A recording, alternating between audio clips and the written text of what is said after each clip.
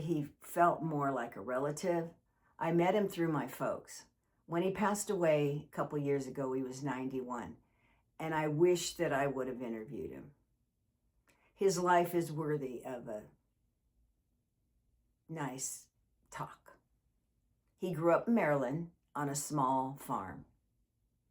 He talked about that he had a cousin that was what we would call today special needs, who would follow him around when he would do his chores on the farm before he went to school.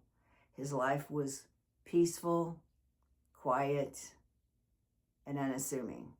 His folks, down-to-earth, hard-working farm folks.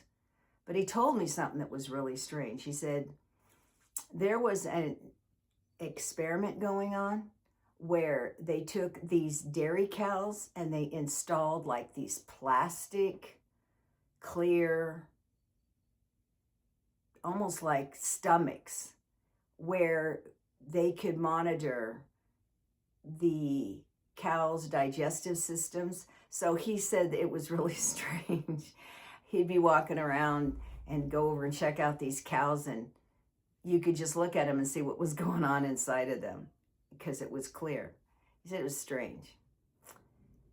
After he graduated from high school, he went on to the Air Force. He didn't even have a high school diploma. Probably the war, whatnot, encouraged him to enlist before he was out of high school. So when he went into the Air Force, the first thing they had him do is graduate, get his, I guess today we call it a GED. He did, and unbeknownst to him, he thrived, and he was encouraged to take more classes. So when he got out of the Air Force, I believe he did 4 years in it, he went back to college, and NASA hired him. This is pretty incredible. He said it was the most awesome, adventurous experience he ever had. He traveled all over the world. He was in hot air balloons.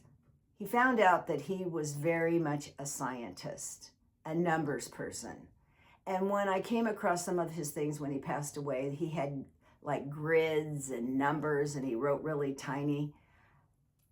How I met him was, my mom was a volunteer at a hospital, and when he retired from NASA, he became a volunteer. And Mom said, I'll tell you, the best volunteer, the most hard-working person I've ever known. So he befriended us, and then his wife as well. They became part of our family. They were at Christmases, Easters, anything going on at our house, derby parties, they were there.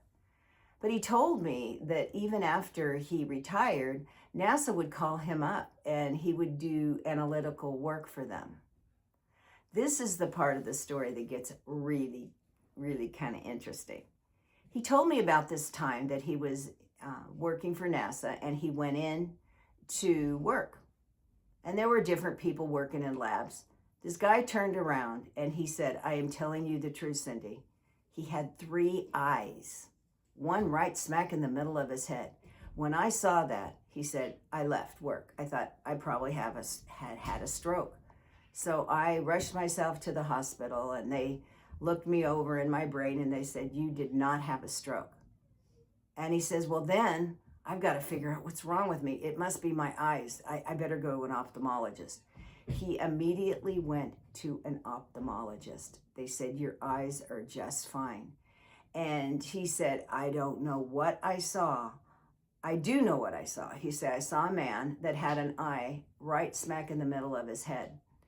I got to tell you, Frank didn't exaggerate or elaborate. He wasn't into, sci-fi or anything. He says, I know what I saw. I don't know if anybody else saw it because I left immediately, but I know what I saw, and I saw a man with 3 eyes.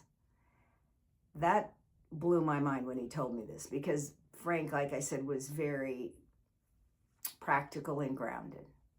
So there's a lot of things that we just don't understand or know. So I thought I'd throw that out there. Maybe somebody out there has seen something like this. If you do, please let me know. Like and subscribe. I would really appreciate it. Like and subscribe, and let me know on a comment. Have you ever seen anybody with 3 eyes.